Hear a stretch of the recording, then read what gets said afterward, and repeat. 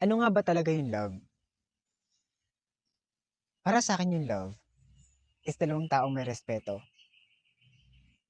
Ang magandang example dito is yung neighborhood type of love na sarili kong gawang concept. Yung neighborhood mo at yung neighborhood mong kabila, they are both different companies. Pero they're connecting as one, building up connections sa isa't isa. Itong neighbor na isa is may sariling bahay at boundary. Ito din namang isa may sariling bahay at boundary. Pero ang ginagawa kasi ng iba, madalas, is kapag nasa relationship, ang ginagawa nila, sisirain nila yung boundary ng isang tao. Trying to be favor para sa kanila. Maging favor sa kanila yung bagay at masunod yung gusto nila ng isang partner. Binibigyan niya ng boundary yung isa. Kumbaga kinakanya niya yung isa. Love is respect. You both have neighbors itself.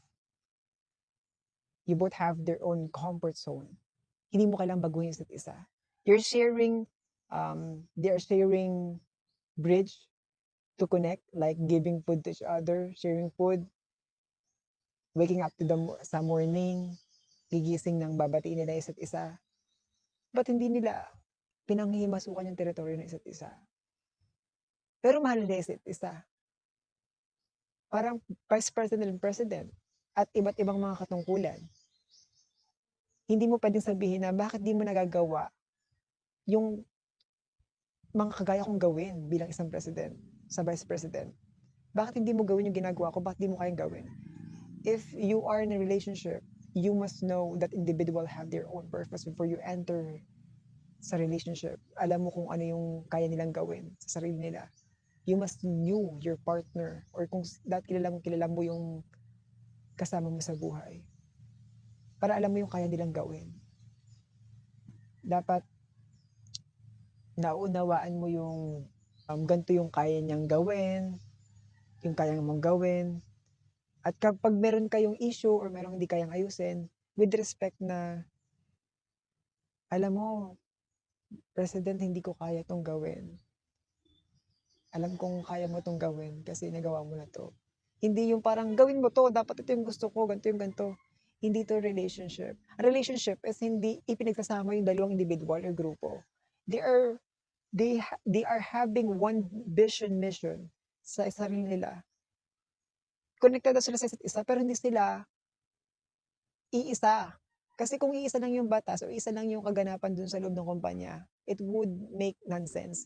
May mga level by level at iba't ibang posisyon at na may kanya-kanya silang kayang gawin. But they are connecting as one, they are as one, but they are not fusioning as one. Their belief system is pinag-iisa sila. Pero magkakaiba sila ng kayang gawin. They have their own obligation na nagiging mahalaga para sa kumpanya para mas maging mag-work to yung kumpanyang yon. Yung company mo at company niya, dapat natindihan mo na may sarili siyang buhay, may ginagawa din siyang ginagawa niyo. Pag may ginagawa siyang pansarili, ginagawa niya para sa'yo, ginagawa niya para sa buhay niya, may mga obligations sa sarili niya, at meron din siyang obligation sa'yo. Consider that. Na dapat hanapin mo yung partner mo, kilalanin mo maigi. Para hindi mo siya nasusumbatan na bakit ginagawa niya to. Bakit ganito yung ginagawa mo sa akin? Bakit di mo ako nauunawaan? Consider that.